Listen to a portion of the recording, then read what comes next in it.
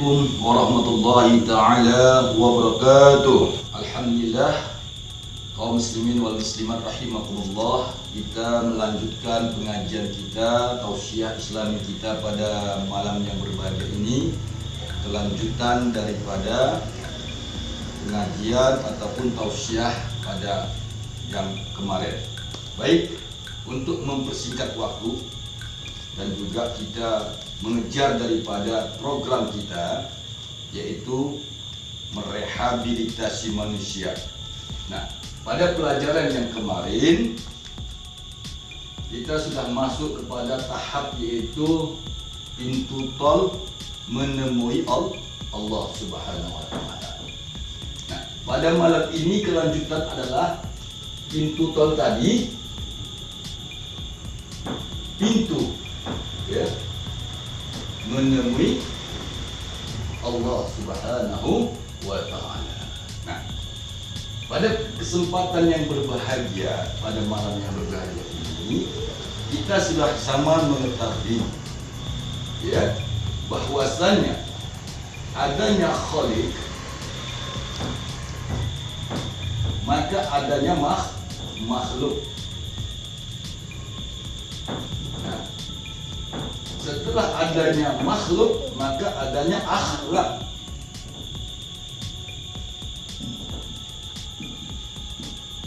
Akhlak, Khalik, makhluk, dan akhlak. Khalik yaitu yang menciptakan. Siapapun orangnya yang menciptakan apa saja disebut dia Khalik. Ya. Kemudian makhluk. Makhluk itu apa? Yang diciptakan. Apapun yang diciptakan, baik kursi, bangku, pasti namanya makhluk. Barang yang diciptakan, barang yang diolah, barang yang dibangun, bentuk. Nah, dari semua rangkaian ini disebutlah dia akhlak. Apa itu akhlak? Perbuatan. Perbuatan yang baik, yang disebut dengan akhlakul karimah. Nah, saudara-saudara kaum muslimin rahimakumullah, kita sudah tahu pintu tol menemui Allah itu ada pada biru walidayhi, yaitu kepada kedua orang tua. Kedua orang tua. Siapa orang tua kita? Tentu jawabannya adalah ayah dan ibu. Ayah dan ibu kandung. Nah, inilah yang merupakan pintu manusia. Ya, manusia menemui Allah Subhanahu wa Ta'ala. Nah, proses ini seperti mana yang kita ketahui, ya. Bismi rabbikal ladzi khalaqal insana min 'alaq. Iqra wa rabbukal akram. Baca apa yang kita baca. Nah, itulah rahasia pintu. Ya, Iqra.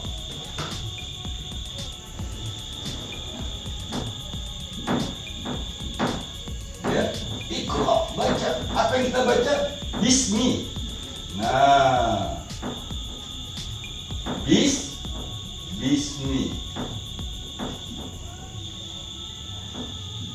Dengan nama siapa? Rabbika.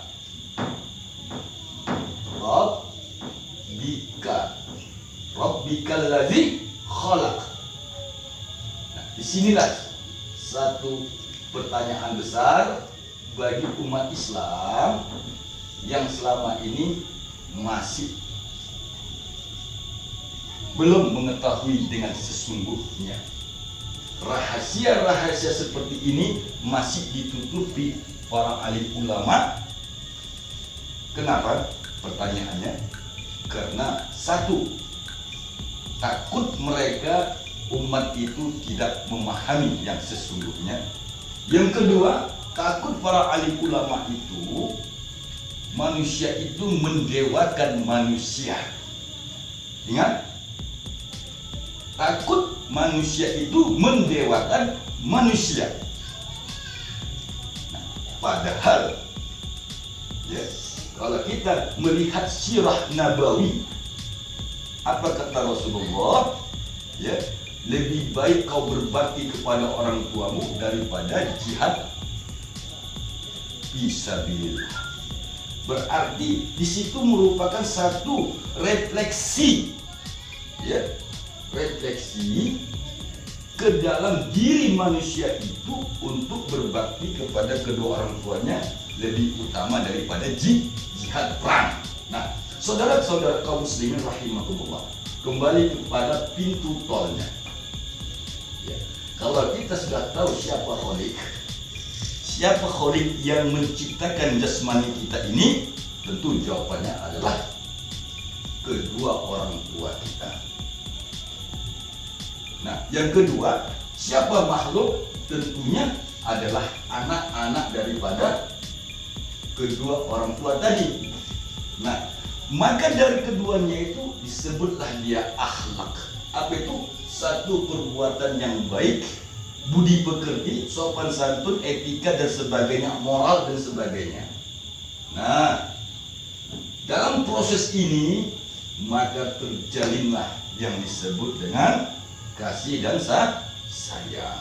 Maka disebutlah dia Rahman Rahim. Nah, maka disebutlah dia Rahman dan Rahim. Nah, kembali kepada jalan tol tadi. Kalau kita sudah tahu jalan tol, maka kita harus masuk ke dalam pintu tol. Ini jalan, maka di sini ada pintu. Nah, siapa yang menjaga pintu ini? Jawabannya adalah kedua orang tua. Ya. Seseorang yang ingin berjalan mengendarai sebuah mobil lewat jalan tol, maka konsekuensinya ada. Kenapa? Karena mungkinkah seorang supir bisa masuk ke dalam pintu tol tanpa supir itu ketahui mana pintu-pintu jalur yang harus dia masukin sehingga dia selamat menuju kepada tujuannya. Nah, saudara-saudara kaum muslimin rahimakumullah, dalam hal ini pertama, fi ahsani takwim, Allah menciptakan manusia itu dalam bentuk ahsan. Apa itu? Fi ahsani takwim, bentuk yang terbaik. Artinya tidak ada makhluk di muka bumi ini yang bentuknya lebih baik daripada manusia. Tapi ingat, summa radatnahu asfala safilin. Apabila kebaikan yang Allah berikan kepada kita tidak kita gunakan dengan sebaik-baiknya, maka asfala safilin. Hadirin yang dirahmati Allah Subhanahu wa taala. Manusia fi ahsani takwim, kembali kepada ahsan. Ya. Maka yang manakah yang dibilang manusia tadi? Nah, yang disebut manusia tadi, apakah semua yang berjasad, yang bernyawa, yang mempunyai lengkap disebut manusia? Tidak. Ya, kalau kita bicara tentang manusia, tentu kita bicara rangkaian-rangkaian manusia. Sama seperti ini mobil. Ini mobil bisa berjalan jalan tol apabila mobil tadi itu satu ada supir. Apa? Supir. Ya. Yang kedua mempunyai mesin aki listrik yang bagus, mesin yang sehat. Yang ketiga tentu ada bodi mobil. Nah, saudara-saudara kaum muslimin rahimakumullah, apabila ketiga ini sudah lengkap, maka mobil tadi layak untuk berjalan di jalan tol. Namun pertanyaannya, si supir ini sudah ngerti belum rambu-rambu jalan? Si supir ini sudah supir Medan belum? Nah, Kalau istilah sekarang super Medan kata orang. Kenapa? Karena cekongan kelok 9 Sumatera Barat itu gampang dimakannya. Wah, bro. Ya. Itu. Artinya kepiawaian seorang supir membawa mobilnya di jalan. Nah, itulah yang disebut manusia. Manusia tadi apabila dia tidak mampu membawa dirinya manusia, maka alamat mobil masuk jurang, alamat mobil tabrakan, alamat mobil terjadi kecelakaan. Hadirin yang dirahmati Allah. Nah, kembali kepada pelajaran kita. Setelah fi ahsani taqwim, jadilah manusia tadi sempurna. Bagaimana sempurnanya manusia itu? Ada 3 hal yang harus dipahami. Baru dia disebut manusia. Yaitu ada jasmani. Ya, cukup jasmani? Tidak. Pasti ada rohani. Nah, cukup? Tidak, tambah lagi. Ada jiwa atau jiwa. Ya. Nah, ketiga perangkat ini apabila utuh dia, maka disebutlah dia manusia. Apa? Manusia. Ya, hadirin yang dirahmati Allah Subhanahu wa taala, inilah pintu tol yang harus dilalui oleh manusia apabila dia mau menemui Allah Subhanahu wa taala. Ya, pada pengajian tausiah malam ini kita sudah sama-sama mengetahui pintu tol itu ada di dalam diri kedua orang tua kita. Maka kita harus menjadi fi ahsani taqwim, manusia yang baik sempurna. Untuk mencetak diri supaya menjadi manusia yang sempurna itu, maka milikilah ketiga-tiganya. Jasmani yang sehat, rohani yang sehat, jiwa yang kuat. Apabila hilang salah satu, ada jasmaninya, ada, tapi dia tidak ada rohani, ya, apa namanya? Robot. Ya. Kemudian ada jasmani, ada rohani, ada, tapi jiwanya nggak ada, Pak. Apa namanya? Orang gila. Paham? Ada jasmani, ada rohani, ada, apa namanya? Hewan. Nah, ingat, di sini sudah mulai masuk kita kepada rambu jalan tol. Ya. Punya jasad, punya, ada jasmani, ada rohaninya, ada. Apa itu? Hewan. Nah, hewan. Jadi hewan itu tidak jauh beda dengan manusia. Antara hewan dan manusia beda tipis. Sehingga pepatah Arab mengatakan manusia itu adalah hewan yang berakal. Ya, al-insanu haywanun natiq. Manusia itu adalah binatang yang berakal. Jadi Anda jangan salah kalau Anda dibilang binatang sama orang. Wah, dasar kau binatang. Anda jangan tersinggung. Itu pepatah bahasa. Sama dengan kata-kata mutiara. Ya. Jadi kalau ada orang mengatakan, oh dasar kau binatang, iya Pak, memang saya binatang Pak, tapi dikasih hati kok, dikasih akal oleh Allah. Nah, membedakan manusia dengan hewan adalah di akalnya. Hadirin yang dirahmati Allah, pahamnya sampai sini, pelan-pelan ikutin, insya Allah ketemu. Nah, apabila seseorang sudah mengetahui jasmaninya, sudah dia kenal rohaninya, dan dia kenal jiwanya, ya, maka menjadilah dia fi ahsani taqwim, manusia yang sempurna. Tapi ada juga orang jasmaninya sehat, ya, rohaninya sehat, iya, tapi jiwanya bejat banyak.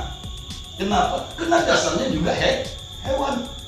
Makanya orang-orang Robert Darwin pernah mengatakan manusia itu evolusi dari kera monyet. Ya biarkan saja.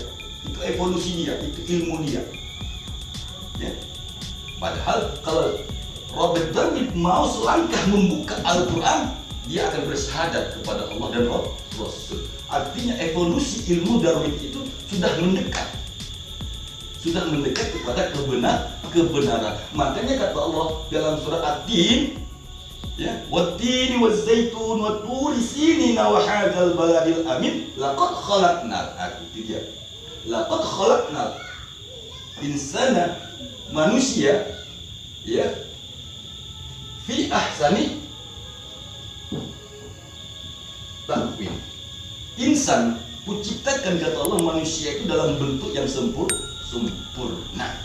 Hadirin yang dirahmati Allah, dalam kesempatan ini perhatikan sekali lagi. Bisakah seorang supir berjalan di atas jalan apabila tidak memiliki mesin mobil? Tentu tidak. Mesin mereknya apa? Umpama Toyota, ya. Kemudian dikendarai oleh orang. Katakanlah saya membawa mobil Toyota ke jalan tol. Nah, kalau saya yang membawa mobil tadi dengan mesin yang tidak lengkap, mungkinkah mobil itu berjalan baik? Tentu tidak. Terjadilah tabrakan. Nah, setelah terjadi tabrakan, maka apa yang terjadi? Mobil tadi yang hancur rengsek dibawa ke bengkel.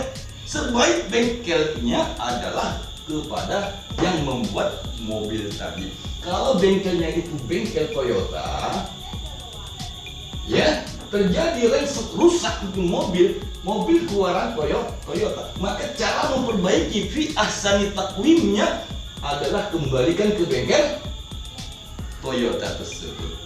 Kenapa? Karena dia ahli dalam membuat mobil tadi. Begitu juga manusia. Apabila manusia ini rusak mentalnya, maka kembalikan kepada yang membuat manusia itu. Paham sampai sini? Nah, hadirin yang dirahmati Allah Subhanahu wa taala. Jasmani manusia ini, rohani manusia ini, jiwa manusia ini itu berdiri sendiri di dalam tubuh manusia. Kata lain, jasmani itu terdiri, ya, rohani manusia itu juga terdiri, jiwa manusia itu juga terdiri. Makanya ingat lagu kebangsaan kita, bangunlah jiwanya, bangunlah badannya untuk Indonesia Raya. Nah, yang pertama direhab itu adalah jiwa. Inilah dia, ya. Sebuah bangsa yang besar, negara yang besar, apabila negara itu ingin kuat, maka jiwa rakyatnya diperbaiki. Paham? Bukan jasmaninya, bukan infrastrukturnya, ya. Walaupun infrastrukturnya kita bangun bagus-bagus, tapi kalau jiwa rakyat di suatu tempat itu rusak itu infrastruktur, percuma. Negara habis uangnya untuk membangun infrastruktur. Ayo kita bikin ini jalan bagus, nanti rakyatnya, masyarakatnya di kampung itu rusak jiwanya, itu jalan bisa dicongkelin di pondasi rumah. Nah, jadi kunci seorang pemimpin itu bagaimana dia bisa mampu menguasai jiwa pribadinya sehingga dia mampu memperbaiki jiwa rakyatnya. Itulah makanya saudara-saudara kaum muslimin rahimakumullah, dengan adanya Rasulullah Muhammad sallallahu alaihi wasallam hadir ke muka bumi ini adalah tidak lain dan tidak bukan, ya, wa ma bu'istu li utammima makarimal akhlaq. Aku tidak diciptakan Allah ke muka bumi ini kalau bukan untuk memperbaiki jiwa-jiwa manusia. Bicara teknologi, orang Arab, ya, sebelum Rasulullah lahir, orang Arab itu sudah jago masalah teknologi. Contoh, lihat ada bangunan piramid, lihat ada bangunan yang lain-lain, ya. Nah, kemudian ada istana Sulaiman yang disebut dengan Masjidil Aqsa, Baitul Maqdis, Bethlehem dan sebagainya. Masalah teknologi orang terdahulu sudah canggih, ya. Sebelum Muhammad lahir orang sudah bangun Borobudur. Paham? Nah, makanya kelahiran Muhammad di situ bukan bicara teknologi lagi. Justru teknologi kita sekarang ini ketinggalan. Benar. Kenapa ketinggalan? Nabi Sulaiman sudah bisa berjalan di atas angin. Nabi Musa sudah bisa membelah laut, yang disebut dengan teknologi ilahiyah namanya. Ya. Kalau kita sudah bisa menguasai jiwa, maka kita akan diberikan Allah setitis dari ilmu Allah. Itu dia. Sehingga kita bisa terbang di atas angin seperti Nabi Sulaiman. Kita bisa membelah laut seperti Nabi Musa. Artinya teknologi ilahiyah itu dibandingkan dengan teknologi modern sekarang ini belum ada banding apa. Paham ya? Dulu orang bangun piramid tanpa semen, sampai sekarang kokoh. Orang bangun Borobudur tanpa semen, sampai sekarang kokoh. Ya. Sekarang orang bangun jalan-jalan di jalan-jalan sana, 3 bulan hancur roboh, brut. Nah, pertanyaan, yang tak kokoh apanya, Pak? Jiwanya. Ini, maka pintu tol menemui Allah itu kuncinya di mana? Jiwa. Di dalam jiwa. Kata lain, an-nafs. Nah, hadirin yang dirahmati Allah, ikuti saya terus. Jalan tol menemui Allah bersama saya. Mobil tuh silakan amalkan apa yang telah sampaikan. Insya Allah di lain waktu dan kesempatan yang sama kita masuk kepada season yang berikutnya, yaitu bagaimana membangun jiwa, seperti mana para pemimpin-pemimpin kita dulu. Ya, belum lagi memiliki apa-apa, mereka sudah mampu membangun strategis yang lebih baik. Begitu juga dengan Rasulullah Muhammad SAW, seorang manusia yang miskin, tidak punya apa-apa. Ya, sejarah tidak boleh kita bohongi. Rasulullah seorang anak yatim piatu, dia bisa membangun peradaban manusia sampai sekarang. Kenapa? Karena jiwanya digembleng, ditempah, dipahat, diukir. Siapa yang ukir? Allah Subhanahu wa Ta'ala.